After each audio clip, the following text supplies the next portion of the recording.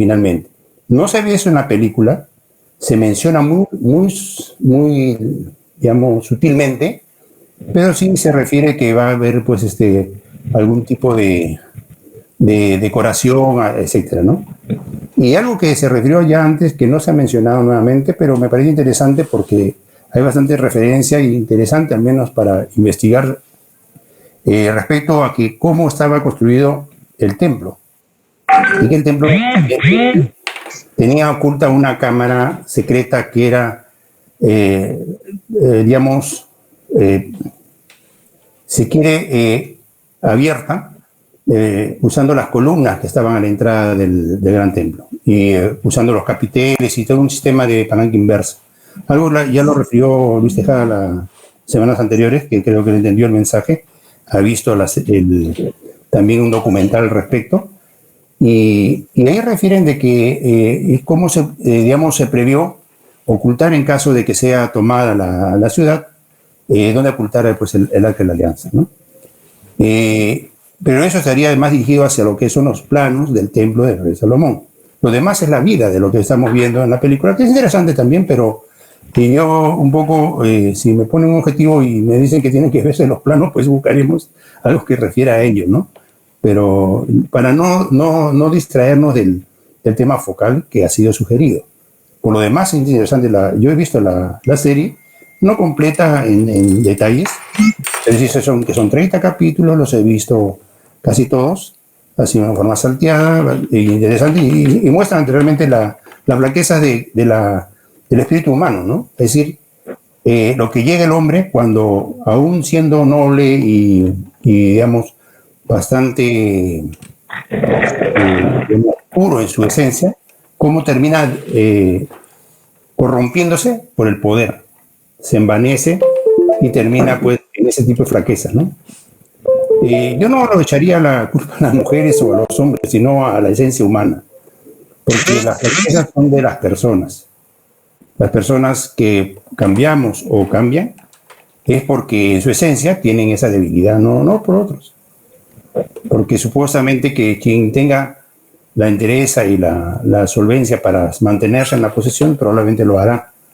Pero así como Cristo fue tentado, los hombres son tentados también y son envanecidos en el poder, ¿no? Sería todo. Muy bien. ¿Quién más desea hacer el uso de la palabra?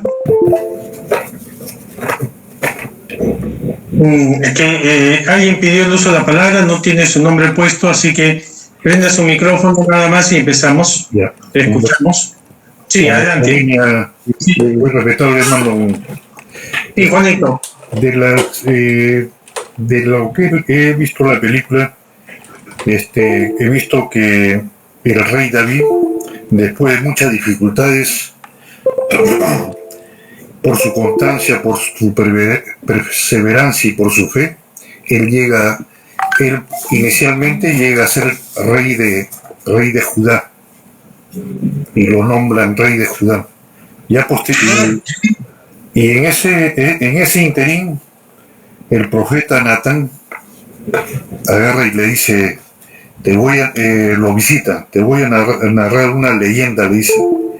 Había un hombre pobre y un hombre rico. El hombre rico tenía ganado, tenía propiedades, y el hombre pobre tenía unas cuantas ovejas. Y tenía solo una ovejita, a la cual, para agradarlo ¿cómo se llama?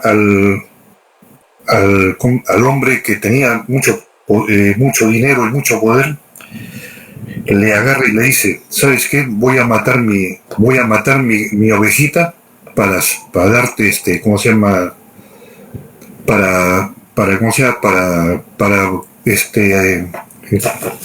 Para brindártela y ¿cómo se llama? Y podamos comer. Entonces ahí se da cuenta, ¿cómo se llama? Se da cuenta, ¿cómo se llama? El rey David, de que había cometido una falta con Bexabé, que se había enviado al padre de Bexabé y a su, ¿cómo se llama? Y a Urias lo había mandado a una guerra. Y él había ordenado, David había ordenado para que no regresara ni Urias ni el padre de Bexabé. Ese es un pasaje del profeta Natán. Y posteriormente el profeta Natán lo va y lo visita nuevamente al rey David. Y el profeta Natán es el que anuncia y le dice que Dios que Dios le ha dicho que le construya un templo, porque no se merece estar el arca en una tienda. Y ahí comienza ya en esa anunciación que le hace, ya comienza a ver los planos del nuevo templo, ¿no? Esta anunciación la hace más o menos en el capítulo 19, o sea, ya casi para finalizar. Ahora, las dimensiones se las da, pero no.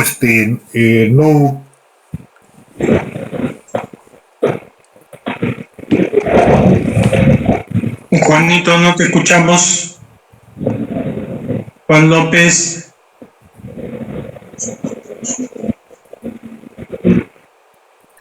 Juan, se ha apagado tu micrófono, parece.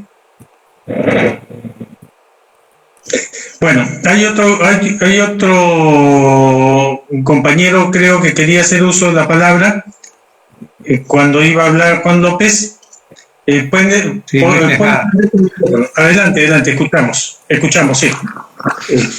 Excelente, compañero, buenas noches. Si no me identifican, soy Fernando García. Fernando García. No es conocido porque ya me parezco a Moisés. Bueno. No ha puesto tu nombre ahí, ahora lo pones, ya, listo. Fernando.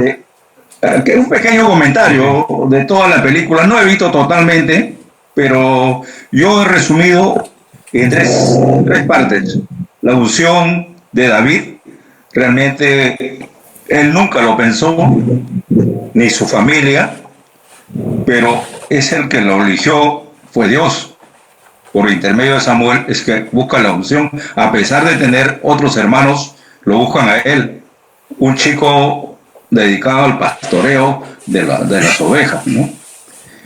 Esa parte es muy emocionante porque recibir una emoción, una irradiación de Dios para ser el futuro rey de Israel, motiva a muchos de nosotros que realmente podemos ser escogidos, aunque sean viejitos. Ahí se consagra realmente lo que Dios va predestinando a cada persona.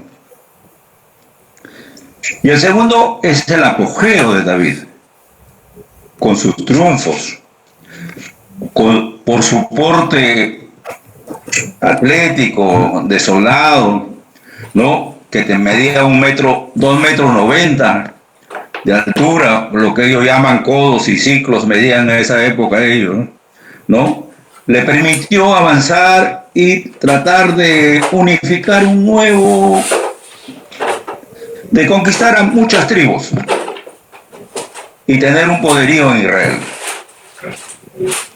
A pesar de todas las bondades que Dios le dio, logró triunfar cuando enfrenta a Goliat, y después se va sumido a muchas cosas. Es así cuando también le da la oportunidad a Dios de entrar a la caravana de Saúl y robarle la espada. ¿Quién le protege? Es Dios. Todas esas posibilidades fue su apogeo de él. ¿Cuál es su decadencia? La ambición. Pero no la ambición de mujeres, nada más, sino de la ambición del poderío, ¿no? Llenó mucha riqueza, pero la riqueza también estaba embargada para obtener los materiales necesarios para la construcción del templo. ¿Y cuál fue su final de todo esto? Son los adulterios, la matanza a mucha gente, ¿no? Y realmente ¿Fue realmente elegido él? ¿No? Para estas cosas. Pero realmente terminó mal y odiado por sus propios hijos, ¿no? Es la ambición de querer un poder en toda esta etapa. Y viene sucediéndose esto continuamente, no solamente antes, ahora mismo. La ambición de los poderes nos conllevan a fracasos. Eso es todo, excelente compañero. Muy bien. ¿Alguien más desea hacer uso de la palabra? ¿Algún comentario sobre los temas tratados, sobre los temas que hayan estudiado? Pues muy excelente compañero, quisiera hacer una aclaración si me lo permite. Sí, Manuelito. Lamentablemente la historia nos narra y esta última película que hemos visto el comportamiento de la esposa, ¿no? O sea, yo no estoy juzgando a la mujer en sí en general, pero la historia que hemos visto desde esta película y la que hemos estado siguiendo continuamente nos ha demostrado de que han habido personajes lamentablemente, pues, ¿no? Que no han sabido guiar bien a los hijos. O la esposa no supo acompañar bien al esposo. No estoy generalizando que todas las mujeres han sido malas, no, sino que nos demuestra que, como lo hizo el compañero último, a veces la ambición por el poder hace de que uno se equivoque, ¿no? Y lamentablemente, pues, las esposas por ejemplo, la esposa de Josías Hamutad, que tuvo unos hijos muy malos. La colombiana. Y la esposa última de, ¿cómo se llama? Del rey Saúl. También. O sea, es lamentable, ¿no? Es lo que nos cuenta y nos demuestra la historia. Esa aclaración quería hacer, muy excelente compañero. Gracias. Muy bien. ¿Alguien más? Parece que la comunicación está mal. César Vélez, que quería hacer uso. Puedes prender tu micrófono. Yo hablaba de que en alguna forma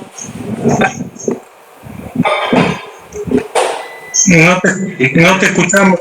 realmente el objetivo de crear Has apagado tu micrófono, César. Ya, ahora sí te escuchamos. ¿Me escuchan ahora? Sí, adelante. No, tu micrófono está apagado, César. Se apagó. No, como estaba nuestro compañero en carátula, es que estaba. A ver, yo solamente quisiera llegar a un entusiasmo, invitar a un entusiasmo y conclusión. Dimensiones. Los rituales hablan de dimensiones. Lo que hemos apreciado de estos de Samuel y en la película inclusive se hablan de dimensiones. La pregunta es, y ahí va la preocupación, la investigación, ¿por qué no investigamos un poquito más sobre dimensiones? Por ejemplo, 1, 2, 3 nos trata de notar figuras. Entonces hay un misterio en las dimensiones.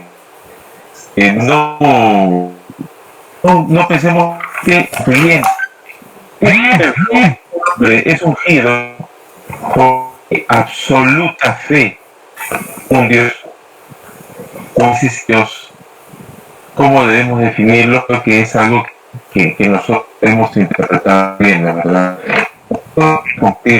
Como conclusión personal de esta idea de gracias. Muy bien, Juan López creo que tenía algo más que agregar. Ya está Juanito nuevamente con nosotros. Juanito López. Es la dimensión desconocida. Sí, parece que no está. Si alguien más desea hacer el uso de la palabra, este es el momento. No, Juanito, ya estás ahí. Prende tu micrófono para terminarte de escuchar.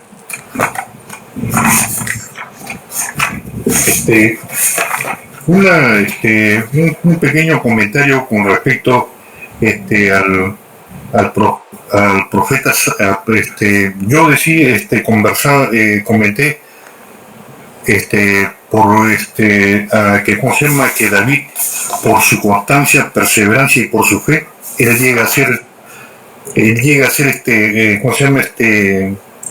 Llega a ser rey de Judá. Llega a ser rey de Judá pese a ver a muchos ofrecimientos que le hacía, ¿cómo se llama? Saúl, que realmente para cumplir Saúl después de que David mata a, ¿cómo se llama? A Goliat, pasa un tiempo y se olvidó de la promesa que le había hecho y ¿cómo se llama? Como aproximadamente como un año posteriormente le entregué, pese a David haber estado combatiendo con él en las diferentes guerras, recién al año se acuerda que le tenía que dar a la hija, ofrecerle a la hija para haberlo matado a Goliat. Pero David seguía, insistía, seguía, ¿cómo se llama? Peleando por Israel, ¿no? Pero lamentablemente, ¿cómo se llama? Saúl nunca cumplió todo lo que siempre le prometió. Y también es así que David tuvo la oportunidad de matarlo a Saúl en varias oportunidades, pero no lo hizo. ¿Por qué? Porque tenía fe en Dios y que él sabía que en qué momento debería recibir la corona de rey, ¿no? Muy excelente, compañero. Gracias. Muy bien, gracias. ¿Alguien más? ¿Quién más desea hacer el uso de la palabra?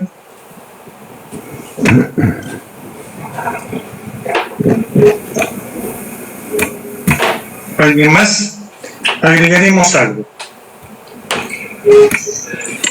Para ubicarnos en el tiempo de la época, se trataban de las 12 tribus. Estas 12 tribus eran dominadas por los pueblos que los rodeaban, porque tenían un ejército mucho más fuerte, armado mejor y además permanentemente organizado. Mientras las tribus a lo que se dedicaban era a defenderse. Y muchas veces se defendían mal, porque en número eran inferiores. Y entonces todas las tribus deciden reunirse y pedir a Dios que se le nombre un rey que uniera a todas las tribus y pudiera hacerle frente a sus enemigos. Pidieron a Samuel que él ungiera a un rey.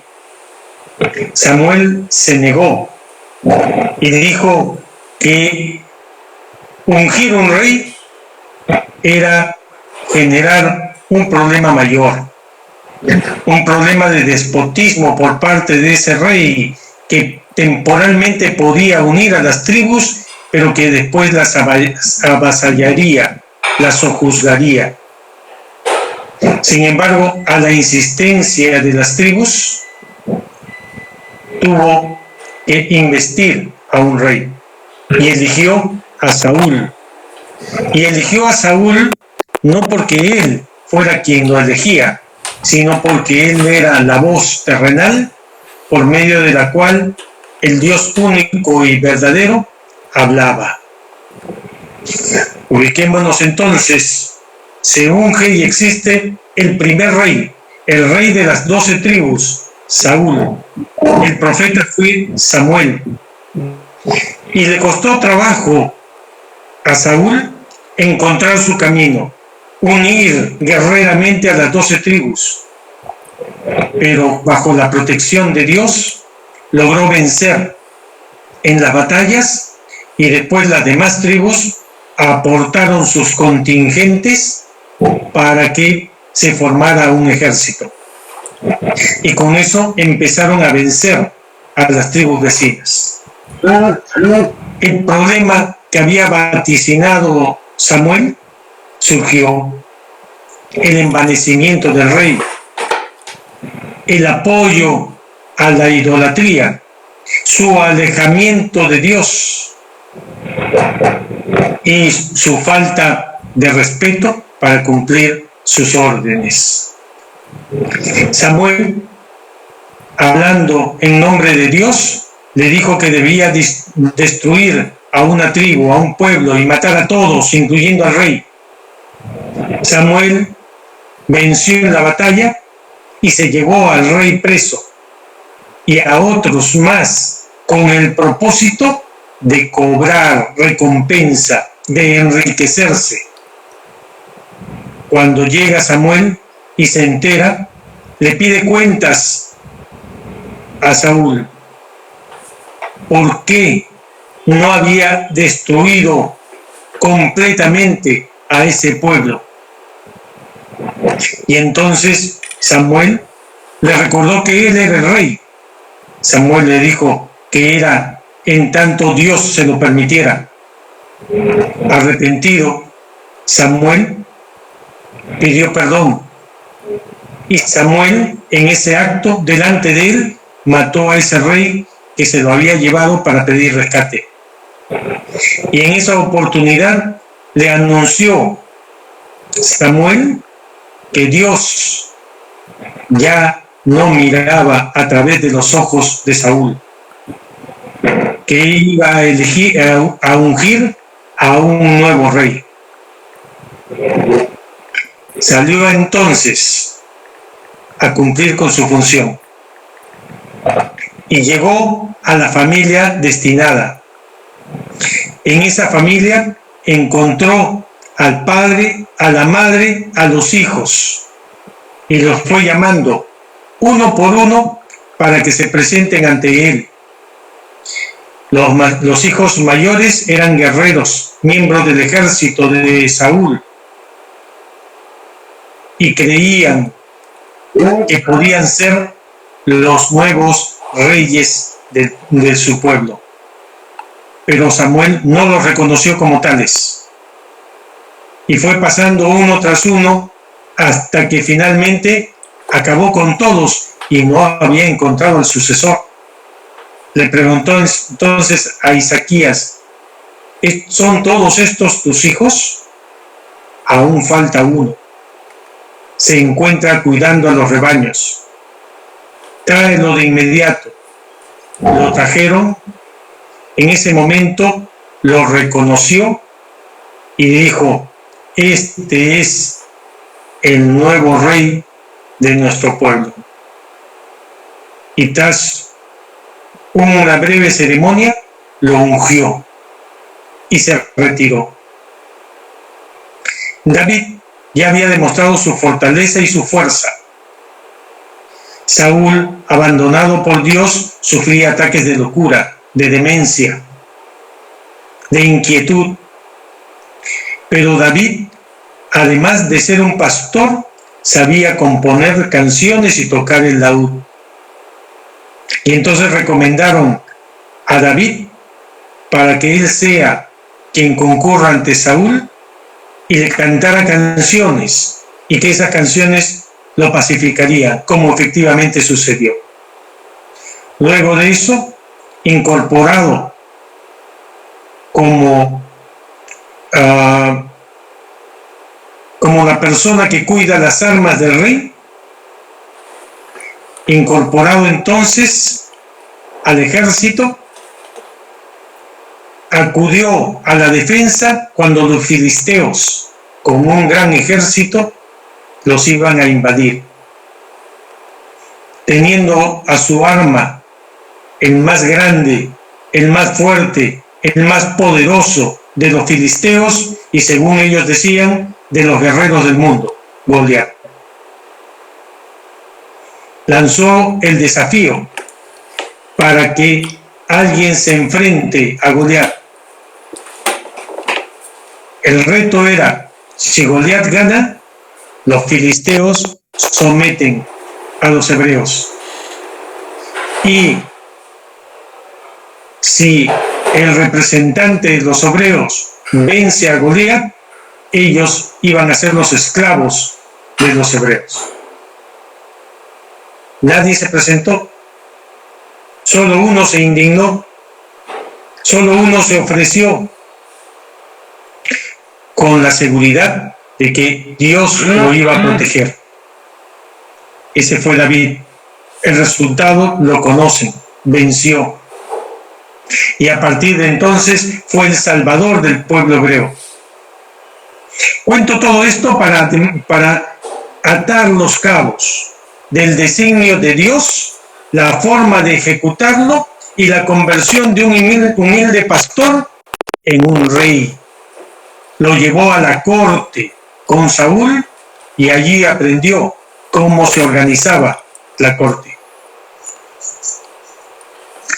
Resultado de esto fue el ascenso de David en el concepto de todo el pueblo hebreo.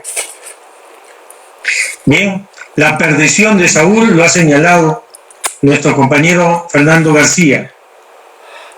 La perdición de Saúl fue ese envanecimiento, ese abandono de Dios, esa ambición, esa locura por el poder. Frente a él se ungió David y también cayó en los mismos problemas: el envanecimiento, el abuso y el abandono a Dios. Dios abandonó a Saúl y Saúl murió junto con sus hijos en combate. Premió y apoyó a David. David empezó a cometer locuras también, caminó desnudo ante su pueblo y mostró que el poder efectivamente domina a los seres humanos, lo que temía Samuel. Ese envanecimiento lo llevó también por caminos de perdición y regresaba otra vez a pedir perdón a Dios. Y Dios se reencontraba con él. Pero llega un momento en el cual él se enamora de Betsabé. Betsabé era la esposa de Urías, uno de sus oficiales en el ejército que se encontraba en el frente peleando con los filisteos. Y embaraza a Betsabé. Para disimular el embarazo, lo que hace es traer a Urías y a su ejército para descansar con el propósito de que duerman juntos y poder decir después que el hijo era de Urías. Pero Urías se mantiene con su tropa, no cohabita con su mujer y por lo tanto no había la forma de poder decir que el hijo que iba a nacer era de Urías. Cambia de plan, decide enviarlo al frente, a lo más avanzado del frente, para que los soldados lo abandonen allí y muera con las armas de los filisteos, como efectivamente sucede. Pero él puede esconder a todos su pecado, pero no le esconde ni de su conciencia y menos de Dios. Y Dios entonces le envía con el nuevo profeta el mensaje: Dios te ha abandonado. Ya no construirás el templo.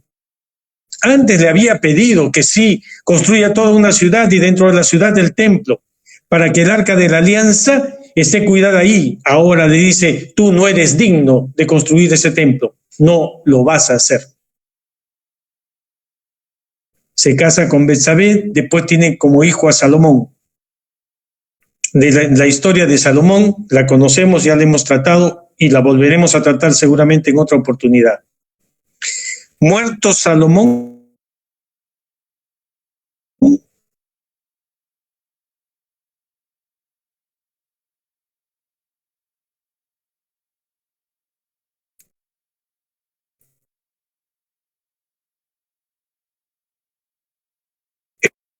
el reinado se acaba, el reinado perdón, una parte con las tierras del norte y otra parte con las demás tribus. ¿De qué nos sirve todo esto que hemos nosotros narrado y lo que venimos estudiando? Primero, en conocer ese pueblo de Dios que así a nosotros nos importa. Ese pueblo de Dios tenía una organización triple.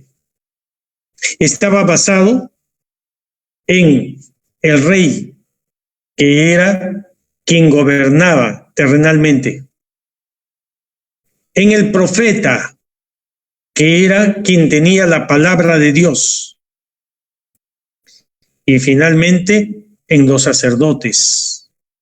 Entonces, el poder en esos tiempos tenía tres bases, tres fuerzas, tres controles, porque ni el rey se atrevía a enfrentarse al profeta, y el profeta no se metía en las costumbres terrenales.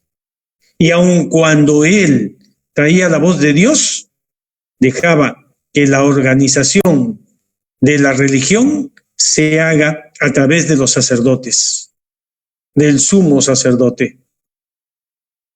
Esa es la representación y el mensaje que acabamos de dar, no solamente de la organización de grados superiores, sino también de los secretos de grados superiores. Para poderlos entender, debemos avanzar más en masonería.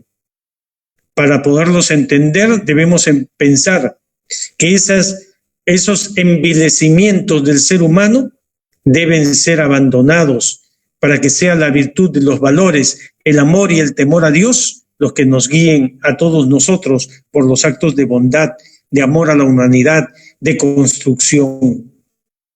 El mensaje está en que el templo, sea interior o exterior, solamente se construirá por quien esté debidamente preparado. Ni antes ni después. Podemos avanzar planos, podemos decir que estamos construyendo, pero en realidad nada se hará si es que no estamos preparados para poder recibir a Dios, a su palabra, y tenemos la humildad, tenemos la voluntad, el amor a la justicia, a la seguridad, al apoyo entre todos nosotros. Nadie nos obliga a construir el templo. Nosotros lo construimos porque queremos. Puede haber los mejores arquitectos que diseñen los planos. Tendremos los mejores libros para poder leer, el mejor asesoramiento, los mejores maestros. Pero no crece lo que no nace. Si no hay esa bondad, si no hay esa humildad, jamás habrá un desarrollo masónico verdadero. Jamás habrá un desarrollo como ser humano real. El mensaje está allí. Las tentaciones son muy humanas. Solo la fuerza de voluntad, el temor a Dios, su bendición y sobre todo la obstinación de querer hacer las cosas bien serán las que nos lleven a buen puerto. David, Saúl, Salomón tuvieron diversas virtudes, pero los mismos defectos. Todos empezaron adorando a Dios, siendo sumisos por Dios, y después creyeron ser iguales a Dios y lo abandonaron.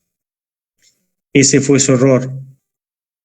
El hombre jamás debe sentirse ni igual ni superior a Dios, porque nosotros somos solamente seres perecederos, que debemos saber ganarnos nuestro lugar haciendo actos buenos para que la historia nos recuerde. Después, la riqueza desaparecerá de nuestras manos y pasarán a otros, y no nos la podremos llevar. La única riqueza que nos podemos llevar es la riqueza espiritual, la riqueza que nace, crece en la bondad y en los buenos tratos, en los valores y en todo en aquello que hace que el hombre sea diferente de los demás seres humanos, de los demás animales. Muy bien, compañeros, hemos desarrollado hoy día el trabajo sobre el rey David. Eran dos temas. el rey David y los planos del primer templo. En general hemos hablado del rey David y del mensaje que la vida del rey David nos da. No hemos avanzado tanto sobre los planos y cómo se hicieron los planos del primer templo. En otra ocasión terminaremos. Para la siguiente semana trataremos sobre Moisés. Y sobre Moisés nos dedicaremos probablemente 3 semanas para tratarlo. Moisés y el mensaje de Moisés. Moisés es muy importante también para nuestros grados superiores, que solo se entenderán si conocemos plenamente quién es Moisés, cuál fue su vida, cuál fue su obra y cuál es el mensaje que nos da. El simbolismo es solamente eso, el simbolismo. Lo importante es entender y aprender el sentido filosófico, el sentido real de la vida y del mensaje de Moisés, como lo es de David o de Salomón o inclusive de Saúl. ¿Alguna intervención más y algún voluntario para tratar la próxima semana sobre Moisés? Si alguien quiere intervenir, prende su micrófono y simplemente dice su palabra. César Bélico. Sería, ya que he hablado de 3 capítulos, poder presentar un documento acerca de Moisés y exponer la primera. Y que es posible darlo antes de que cada uno lo tenga en su correo. Voy a subir con No escucho, está muy bajito tu volumen, César. Ay, caramba, ¿cómo es eso? Un poquito más alto, habla nada más. ¿Me escuchas? Sí, te escuchamos un poco mejor. Ya. Yo quisiera tomar el primer capítulo y coordinar con Juan López Chiavelo para enviar previamente que todos lo tengamos en correo, ¿no? Documento y no hacer una lectura sin irnos de monta a los comentarios, ¿no?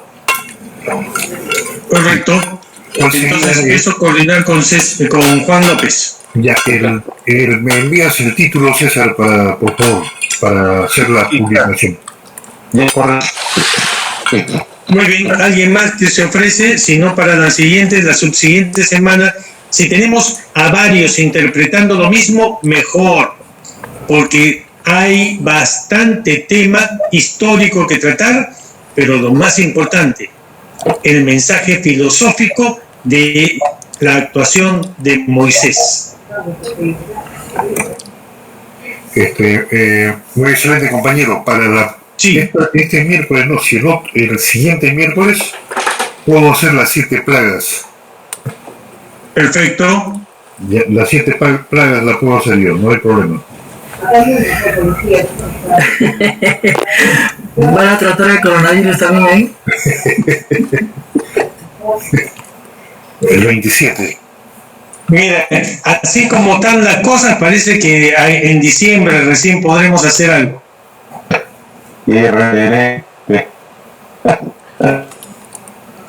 Lo que sí va a ser cierto es que las reuniones van a seguir prohibidas, así que vamos a tener que seguir reuniéndonos de esta manera. No trataremos ningún tema simbólico, no revelaremos ninguno de nuestros secretos, trataremos los temas filosóficos. Esos son los que nos interesan en este momento y de esa manera nada más. Entonces, Manuel Ibáñez también. ¿Qué? Creo que te has ofrecido, ¿no, Manuel? ¿O no? La salida de Egipto, no sé.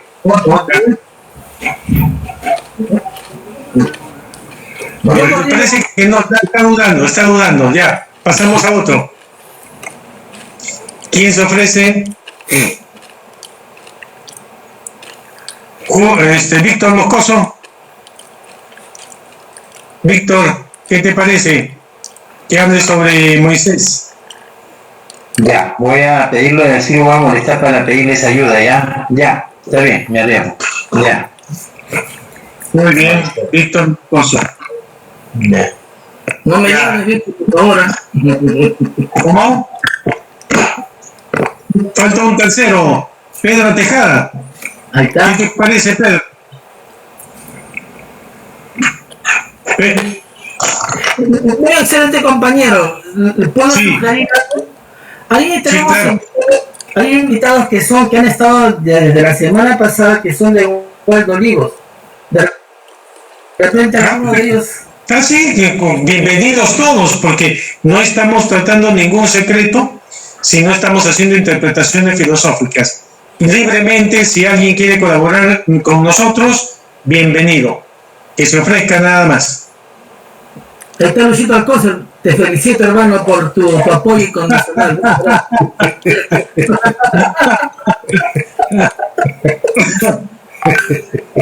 Gracias, Manuelito. Pero quisiera empaparme de la metodología, de cómo va trabajando primero para después poder ofrecerlo. Muchas gracias, Claro. por tenerme en mente. Excusa. Sí. Víctor, Víctor Cárdenas. Víctor Cárdenas, ¿qué te parece? Muy bien, excelente compañero. Voy a hacer un aporte también, sí, porque he estado viendo lo de Éxodo y me quedó pendiente una parte. Correcto. Muy bien. ¿Alguien más? ¿Alguien más que se ofrezca? Bueno, creo que con 3 tenemos ya para las 3 semanas. ¿Correcto? Lo único que sí, empieza César Belli, continúa Víctor Moscoso y termina Víctor Cárdenas. ¿Estamos así? Muy bien, estoy de acuerdo.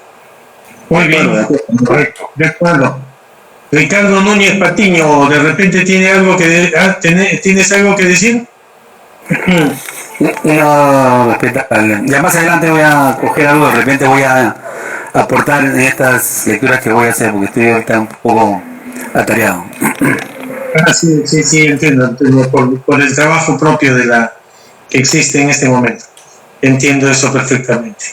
Muy bien. ¿Alguien más? Quien quiera prepararse paralelamente a estas exposiciones, lo puede hacer, porque el trabajo se perfecciona con la participación de todos. Entonces, si alguien hace un paralelo, cuando estemos hablando César Belli, Víctor Moscoso, Víctor Cárdenas o yo mismo, con mucho gusto para poderlos escuchar. Muy bien, entonces creo que con esto damos por terminada la reunión del día de hoy. ¿O tenemos algo pendiente, Juanito López? Eso es todo, muy excelente compañero, no tenemos nada más pendiente. Sí, es que hasta ahora no podemos hacer circular, no encontramos la forma de hacer circular los sacos virtualmente. Por el chico de la viuda. Ahora, ¿cómo nos gusta lo virtual?